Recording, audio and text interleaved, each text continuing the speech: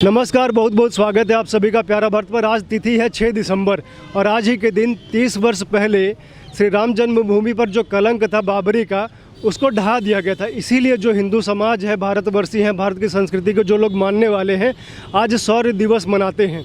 और वो जो शौर्य दिवस हम लोग मनाते हैं, उसमें महत्वपूर्ण योगदान देने वाले हमारे साथ मदन मोहन यादव जी हैं, जिन्होंने अपने जीवन के अमूल्य 3 वर्ष अपने जवानी के दिनों को उसमें दिए हैं बाबरी को ढहाने के लिए।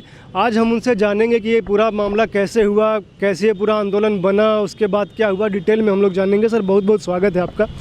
सर, 1992 में 6 दिसंबर को ये बाबरी मस्जिद, कथित बाबरी मस्जिद जो है ढहाई गई, लेकिन आंदोलन ये शुरू कब से हुआ, कब से, इसकी जड़ कहाँ से है? इस आंदोलन की पीठिका 70 के ही दशक में बन गई, जब चारों तरफ से पूरे देश में एक नैरेटिव गढ़ गया कि इस देश का माई बाप और इस देश का उद्धारकर्ता मुस्लिम है, मुस्लिम शासक रहे हैं, ऐसा झूठा इतिहास पढ़ाया गया।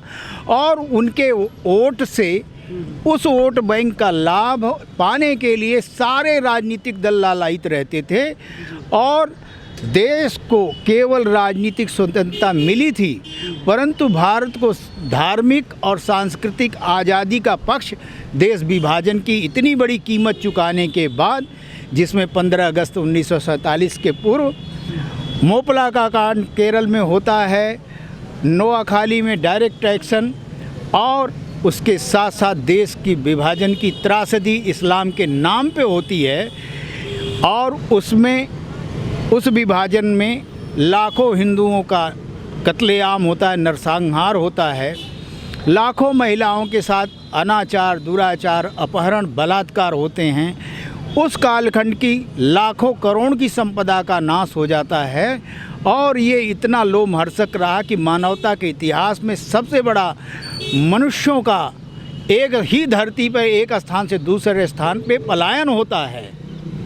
ऐसी सब कुछ होते हुए भी फिर भी हमारे देश के जो हुक्मरान थे, जो इस देश के भाग्य विधाता थे, उन्होंने बड़ी नपुंसक व्यवस्था अपनाई, जिससे इस देश में केवल राजनीतिक तू मैं होता रहा, लेकिन देश कोई, उसकी सभ्यता, संस्कृति, उसका उत्थान, उसका गौरवशाली इतिहास वो उसके साथ नहीं होता है, तो वह केवल राजनीतिक कारणों से, केवल राजनीतिक विषयों को लेके राष्ट्र नहीं बन सकता। एक राष्ट्र के लिए ये सब बातें समग्र रूप से होनी चाहिए।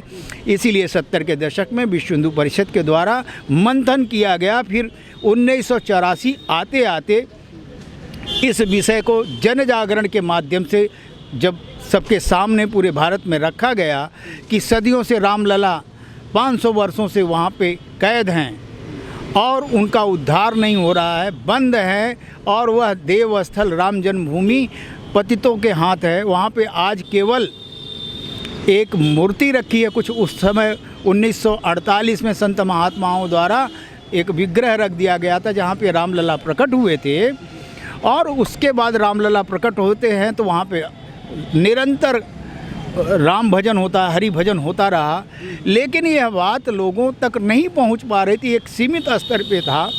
फिर उसके बाद मंथन हुआ 84 में, जब जन जागरण हुआ, उसके बाद 1948-39 में जब मूर्ति रखी गई तब मतलब पूजा होती थी। जी जी, और मुकदमा तो निरंतर 70 और निरंतर चलता रहा, लेकिन मुकदमा जैसे तैसे चलता था और सरकारें ऐसी थी, तत्कालीन जज भी ऐसी मानसिकता के थे, अर्बन नक्सलियों के प्रभाव के, और वो वामपंथी विचार के और मुष्टि तुष्टिकरण वाले ऐसे लोग पैदा, एक पीढ़ी हो गई थी जो कि इसको संज्ञान में ही नहीं लेती थी, इसकी उपेक्षा करती थी और कहती थी, उनका मानना था कि ये पूजा पाठ है और धर्मस्थल, ये सब पाखंड के स्थान है। उनको क्या मालूम कि एक देश और संस्कृति कैसे बनती है, और उसकी घोर उपेक्षा हुई। उसके पश्चात जब ये मामला आया और उसी समय 1984 में जब इस पर कोई एक्शन लिया जाता, तब तक इंदिरा जी की हत्या हो गई। इस नाते वो कार्यक्रम स्थगित कर दिया गया। फिर 1986 में इसको पुनः रखा गया। तब तक राजीव गांधी जी प्रधानमंत्री हो गए थे और राजीव गांधी को लोगों ने समझा दिया कि इसको बैलेंस करने के लिए साहबानो प्रकरण में सुप्रीम कोर्ट के आर्डर को भी उन्होंने जाके संसद में विधेयक ला के उसको समाप्त कर दिया, वापस ले लिया सुप्रीम कोर्ट के ऑर्डर को भी, जिसमें साहबानों को गुजारा भत्ता देने का आदेश माननीय न्यायालय सुप्रीम कोर्ट ने दिया था क्या बैलेंस करने के लिए कि हिंदू मुस्लिम हम गेम खेलेंगे, दरवाजा दोनों भी खुश खुल रहा रहे। था ना राजीव गांधी ने। हाँ, तो उसके बाद राजीव ये- गांधी ने एग्जैक्टली क्या किया? 1986 में वहाँ पे रामलला का फिर आंदोलन के दौरान वहाँ पे द्वार खुला जाता है कि लोग दर्शन कर सके, जिस पे नेहरू जी के कार्यकाल में वहाँ पे पूरी तरह से बंद करके ताला लगा दिया गया था और उसको खोला गया लोगों के पूजन के लिए, ये माननीय न्यायालय के आदेश से। उसके पश्चात जी सामान्य जनता भी जा सकती थी। हाँ, तब जा 84 तक पुजारी जाते थे ना। केवल पुजारी, और वो भी जो जंगला था उसके पहले जो बैरिकेड था, जो द्वार था, वहीं पे द्वार पे ही पूजा करके वापस आ जाते थे। लेकिन ये अवसर मिला, उसके बाद फिर इस मामले को और आयाम देने के लिए तो 1989 में राजीव गांधी जी ने वहाँ पे शिला पूजन कराया। यानी दोनों, एक तरफ सुप्रीम कोर्ट के आदेश को अवहेलना की जाती है साहबानों को खुश करने के लिए, क्योंकि तत्कालीन मुल्ला मौलवियों ने फतवा जारी कर दिया कि इस सुप्रीम कोर्ट के आदेश को हम मानेंगे नहीं, हमारी सरकार है, इसको वापस ले। तो सरकार ने वापस ले लिया, लेकिन हिंदू समाज को भी खुश करने के लिए तत्कालीन सरकार ने वहाँ पर शिलान्यास करा दिया, ज्ञानवापी मस्जिद, ये बाबरी मस्जिद जहाँ पे थी उसके बाहर। और उसके बाद ये मामला और भी चलता रहा। शिलान्यास की वहाँ पे भविष्य में उस स्थान को छोड़ के थोड़ी दूरी पर मंदिर बनेगा। मंदिर था, अंदर मूर्ति रखी थी? नहीं, एक नया मंदिर जो बनाने की बात आई थी 89 में, और उसके तहत शिला पूजन हुआ था। और वो बातें वहीं तक सोचा जा रहा था। उनका राजनीतिक टैक्टिक्स थी लोगों की उस समय कि ये किसी तरह ठंडे बस्ते में डाल दो, उलझा दो, इसमें पड़े रहेंगे। लेकिन वो मामला पुनः जब कार सेवा का आह्वान हुआ, क्योंकि वह एक प्रतीकात्मक प्रक्रिया हो गई और मूल स्थान को से वंचित करने का भी लोगों का षड्यंत्र था। और मूल स्थान वो थी जहाँ मूर्ति थी, जहाँ विग्रह था। हाँ, कथित ज्ञान जो ढांचा है, बाबरी ढांचा, उसके नीचे, और वो ढांचा उसके ऊपर था जी। शिला कहाँ रखी? बाहर वहाँ से 50 मीटर दूरी पर उसके पूरब तरफ शिलान्यास कराया गया। जहाँ राम जन्मभूमि है, जहाँ विग्रह है, वहाँ पे नहीं? वहाँ पे नहीं, उसके 50 मीटर आगे। तो यह एक अन्यायपूर्ण था, क्योंकि मूल जो बिंदु था लोगों के हिंदू भावनाओं का मूल इशू तो भ्रमित हो गया, उसको वंचित किया जा रहा था। इसलिए 89 में लोगों के द्वारा चंदा भी इकट्ठा किया गया और समर्पण निधि इकट्ठा की, जिसमें मैंने भी योगदान दिया। उसकी रसीद विश्व हिंदू परिषद की आज भी मेरे पास है, संयोग से 3 उसकी प्रति। और उसी समय शिला पूजन हुआ देश भर में, दुनिया से वहाँ शिलाएँ आई राम जन्मभूमि पर मंदिर बनाने के लिए, और उन शिलाओं का गांव-गांव पूजन किया गया था। कैसे हो रहा था तो ये बता रहे जी, तो उसके माध्यम से शिलाओं का गांव-गांव पूजन हो रहा था और इस माध्यम से लोगों में बहुत जागरूकता, जागरण हुआ। उन दिनों सोशल मीडिया और अन्य मीडिया इतना सशक्त नहीं था, सरकारी मीडिया था, जो कहता था लोग मान लेते थे। परंतु जन जन तक लोगों ने जाके जब इस बात को पहुंचाई तो लोगों में जागरूकता आई, और फिर इस कार्य को और भी गति देने के लिए मूल स्थान बाबरी स्थान का कथित ज्ञानवापी मस्जिद का कथित बाबरी मस्जिद को प्राप्त करने के लिए, उस मूल स्थान को पाने के लिए फिर 30 अक्टूबर 2 नवंबर 1990 को कार सेवा का आह्वान होता है, जिसमें मैं स्वतः अपने गृह जनपद जौनपुर से पैदल अपने कार सेवक साथियों के साथ अयोध्या में जाता हूँ। पाँव में छाले पड़ गए, चप्पल टूट गई, जूते टूट गए हम लोगों। अच्छा, ये बताइए, जो शिला मंगाई जा रही थी, शिला का पूजन हो रहा था, तो कोई भी शिला मतलब गांव से कि कैसी शिला जा रही? नहीं, वहाँ पे विशेष रूप से निर्मित की गई शिला, जिसपे श्री राम लिखा था, जय श्री राम लिखा था, वैसी ही शिलाओं का गांव-गांव पूजन हुआ और वो सब इकट्ठा लाखों शिलाएं की गई अयोध्या में। हाँ, और वो शिला पूजन का जुलूस भी निकलता था, शोभा यात्रा निकलती थी, उसके माध्यम से इकट्ठा करके वहाँ पहुँची और अयोध्या जी, वहाँ पे आज भी रखी हुई हैं। और इस माध्यम से लोक जागरण हुआ। फिर 90 की कार सेवा का विषय आता है, 30 अक्टूबर 2 नवंबर का, तो उसमें हम लोग भी गए थे। मैं तो स्वतः मेरे पैरों में आहत हुआ, मेरे साथी भी पैदल गए थे? जी, हम लोग जौनपुर से पैदल गए थे। लोग तो सैकड़ों किलोमीटर पैदल चल के कार सेवा में पहुँचे हुए थे, और चारों तरफ से अयोध्या सील कर दी गई थी। वाराणसी के बाद कोई ट्रेन नहीं मिलती थी, बसें बंद कर दी गई थी, चारों तरफ से अवरुद्ध था। फिर भी लोग पैदल जैसे तैसे कार सेवा में शामिल होने के लिए पहुँचे थे। और फिर जो हुआ उसका एक बड़ा कारण था कि लखनऊ खंडपीठ में याचिका लगी हुई थी कि कार सेवा का प्रतीकात्मक कार सेवा की अनुमति दी जाए। कार सेवक बंधु जाएंगे, सरयू जी में स्नान करेंगे, वहाँ से रेत निकालेंगे और उस रेत को राम भजन करते हुए अयोध्या के राम जन्मभूमि परिसर में आएंगे, वहाँ पे एक स्थान पे अर्पित करेंगे जहाँ पे शिलान्यास हुआ था। तो इस विषय पर अनुमति आधिकारिक रूप से चाह रहे थे और आज का ही दिन था, सारे जजेज अवकाश पे थे और जो जज इसमें प्रभारी थे उन्होंने इसको इंटरटेन नहीं किया। 1990 वाला पहले कर हाँ, 1992 में आप नहीं 1990 की बात 1990 की पुनः बात बता रहा हूँ कि फिर वो होता रहा और कार सेवा सारे लोमहर्षक घटनाएं हुई, हजारों लोग गए हुए थे और उन पे लाठियाँ चली बर्बर तरीके से। और मैं लाशों को ढोते हुए रोते बिलखते हुए अपने साथियों को ले आया हूँ। वहाँ पे 4 धाम मंदिर है और मैं जहाँ पे सर्वाधिक गोली चली थी वह हनुमानगढ़ी दिगंबर अखाड़ा मार्ग के बीच में लाल कोठी जान नामक स्थान है, वहाँ पे सर्वाधिक चली। पूरा रोड रक्त से, मानव रक्त से लाल हो गया था। ये 1990 आप बता रहे हैं कि अक्टूबर से 30 अक्टूबर से 2 नवंबर के बीच में कार सेवा की अनुमति मांगी गई। जी जी। अनुमति मिली नहीं, ये कार सेवा का नहीं अनुमति दिया था सरकार ने उस समय। तो फिर भी लोगों ने अपने अपने इच्छाओं का, भावनाओं का जन सैलाब था, जन ज्वार था, कोई कहाँ रुकने वाला था, सब गए। और फिर ये गोली चलने की बात कहाँ से, गोली कब कैसे नहीं 1990 में की ही बात है। तो जब इतना बड़ा जन ज्वार आया और इतने बड़े 10,000 से ज़्यादा वहाँ पे पीएसी पुलिस थी, आरपीएफ थी, तिब्बतन बॉर्डर फोर्स थी। अगर तत्कालीन शासन प्रशासन चाहा होता तो एक एक कार सेवक को पकड़ लेता और गिरफ्तार करके भेज सकता था, परंतु जबरिया गोली चलवा देना यह मानवता के इतिहास का वो पॉइंट कौन सा था जहाँ पे गोली चली, कोई टर्निंग पॉइंट था?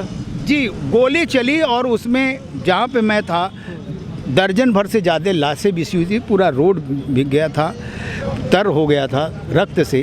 अयोध्या ऐसी जगह है जहाँ पे हमारे शोणित स्वेद और रक्तों से अभिसिंचित हुई है। मतलब हम ये जानना चाह रहे हैं कि गोली चलाने की आवश्यकता क्यों पड़ी? कार सेवक क्या वो जो जहाँ पे राम जन्मभूमि है उसकी तरफ बढ़े जा रहे थे, आवश्यकता क्यों पड़ी? कार सेवक को रोकने के लिए अगर ये तुगलकी फरमान नहीं था तो और क्या था? क्या इसका परिणाम लोगों ने नहीं समझा था कि सीधे गोली चलाने का आदेश, इसको मैं कोई सुसंगत और सुबुद्धिपूर्वक निर्णय नहीं मानता हूँ। यह पागलपन का ही दौर था, हठी स्वभाव का व्यक्ति ऐसे ही निर्णय लेता है। मुलायम सिंह यादव मुख्यमंत्री थे। जी जी।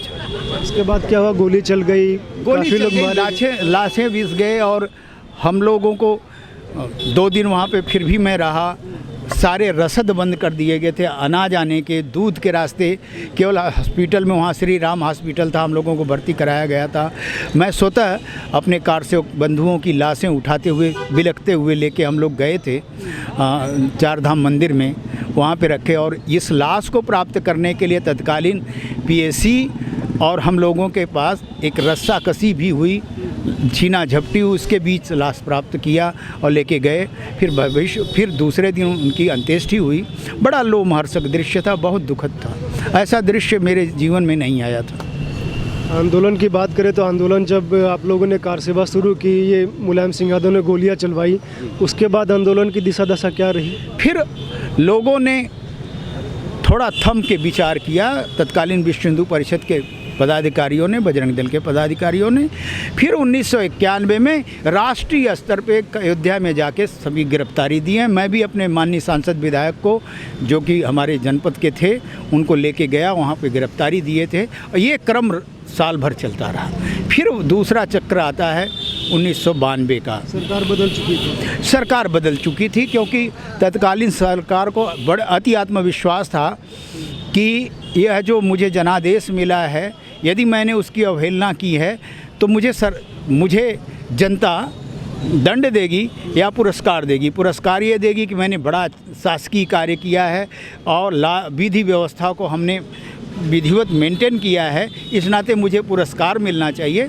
परंतु तत्कालीन जो सरकार थी वह त्यागपत्र देती है। उसके बाद जो चुनाव होता है, चुनाव के बाद कल्याण सिंह की सरकार बनती है और 91 में बनती है। जी। अच्छा, उसमें मुलायम सिंह ने जो गोलियां चलवाई कार सेवकों पे, तो समाज में क्या माहौल था? मतलब जैसे मुलायम सिंह कहते थे कि आवश्यकता पड़ती तो और हम गोली चलवा देते, तो क्या जय जयकार हो रही थी? कुछ तबकों में उनकी जयकार नहीं हो रही थी, पूरे देश दुनिया में थू थू हो रही थी।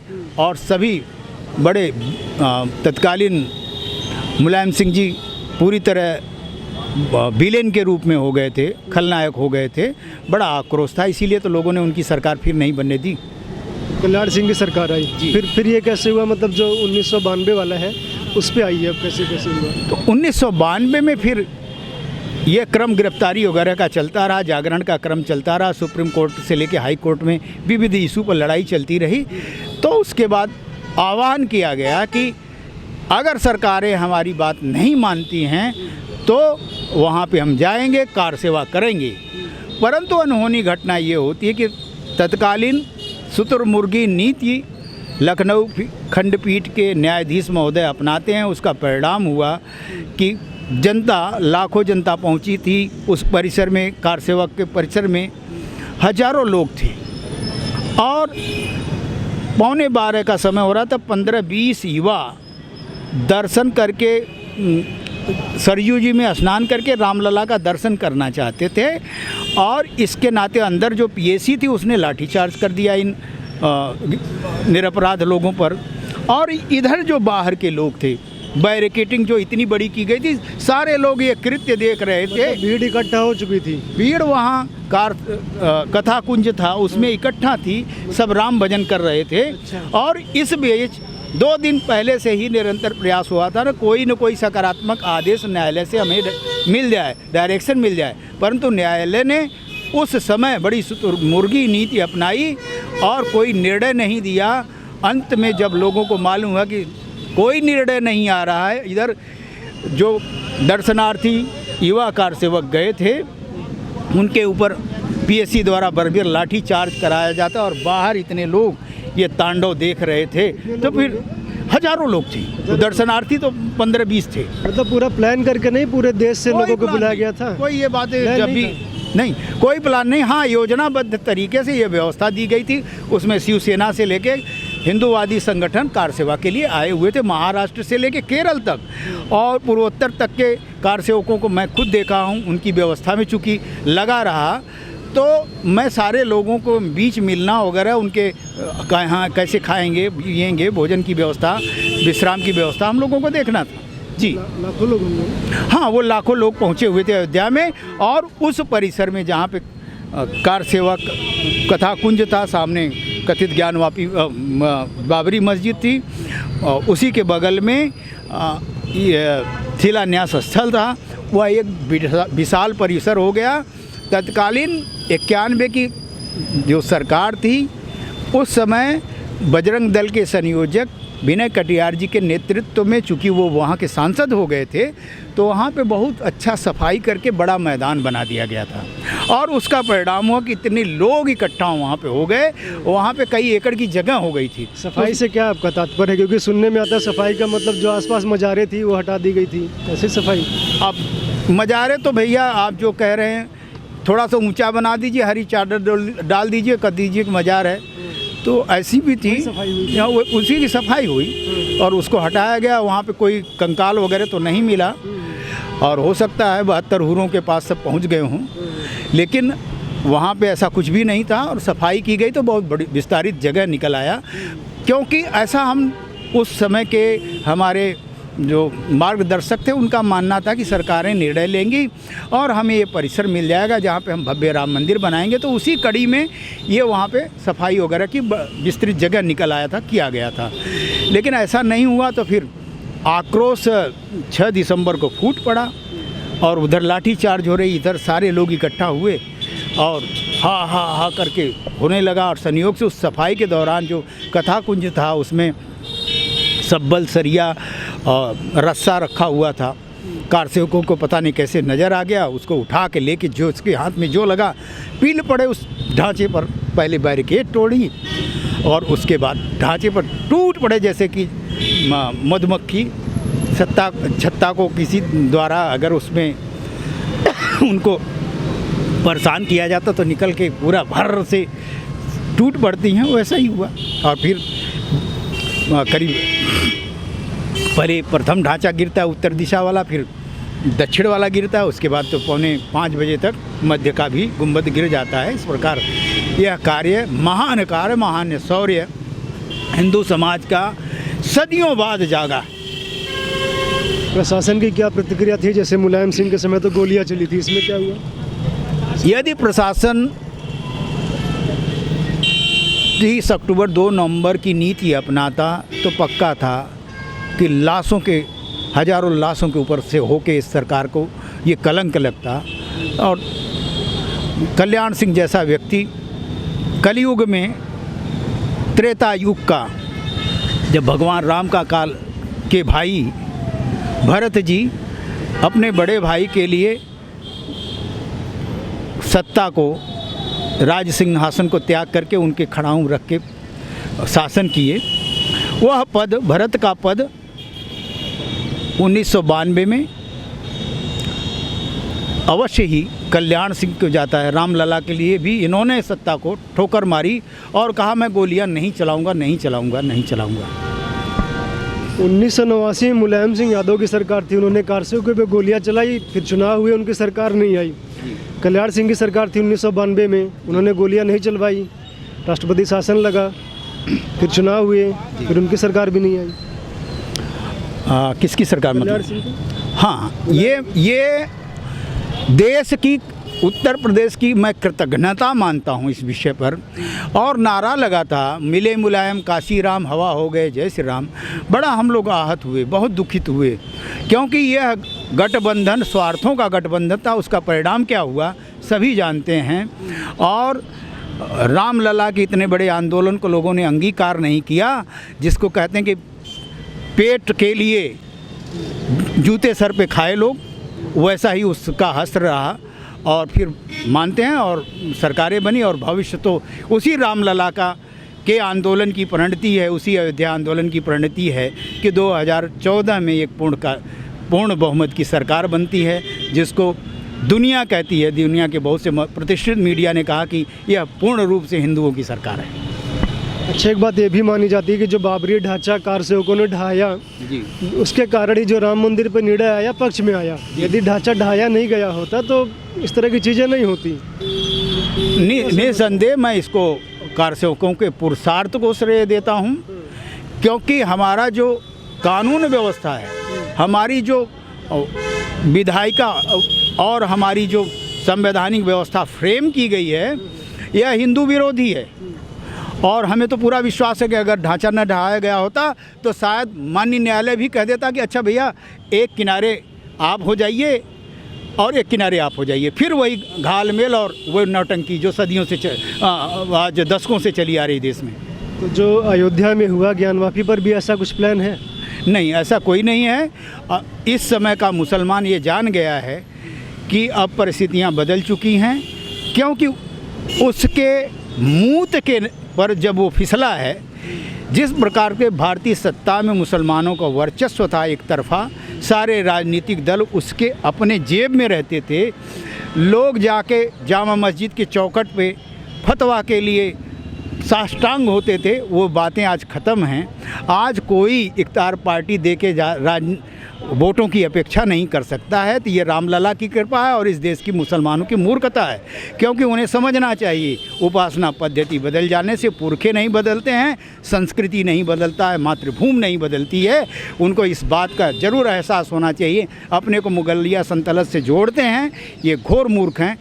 वो भी इसी सभ्यता संस्कृति जिसकी हजारों वर्षों का इतिहास है उसके अंग हैं। उनको समझना चाहिए कि राम भी उनके आराध्य हैं, शिव भी हैं, भगवान कृष्ण भी उनके ही गीता का अनुसरण उनको भी करना, मुसलमानों को भी करना चाहिए। इससे उनका ही भला है।